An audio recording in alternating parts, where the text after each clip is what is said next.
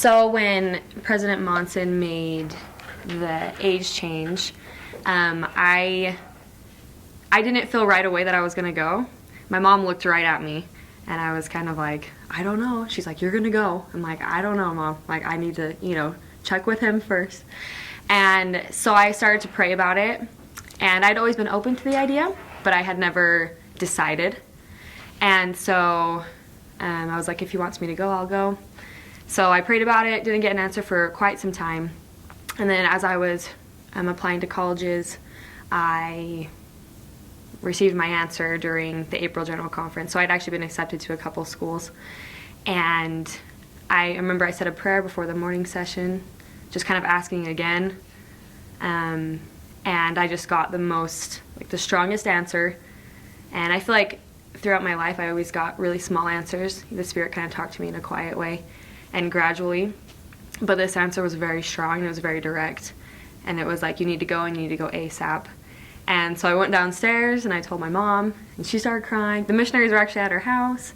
And I said, Mom, I'm going on a mission and I need to do my papers now. And so we did.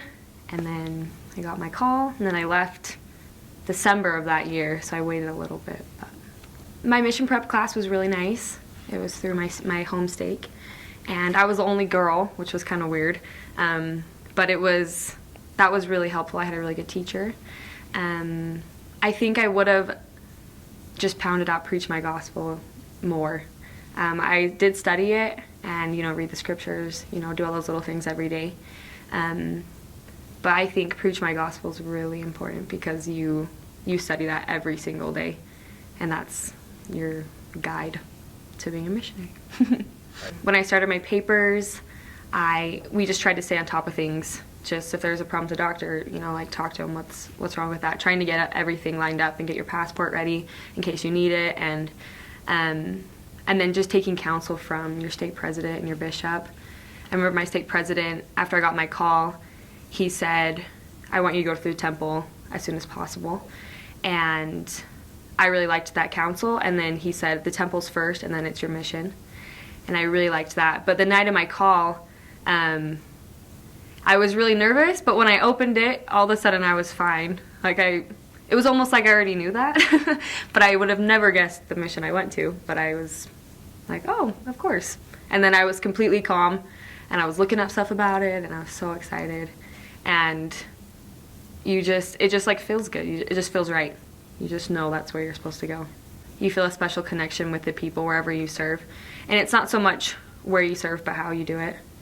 And but obviously the place plays a big part in that, and the people, because it shapes you into the person that Heavenly Father wants you to be.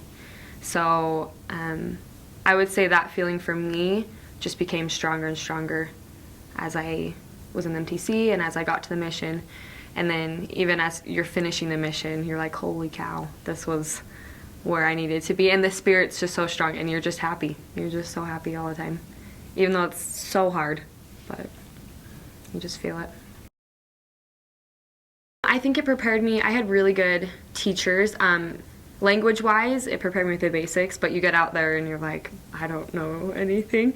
But you do learn the basics. But I think the main thing I learned was my teachers really prepared me by telling me it was going to be hard, but by telling me that we could do it, or telling us that we could do it. And they really, I feel like they kind of toughened us up to be able to go out there, especially like in Mexico. You never know what you're gonna get sometimes. I mean, that's anywhere, but I think they really just prepared us to be strong missionaries and to be tough, which I appreciate.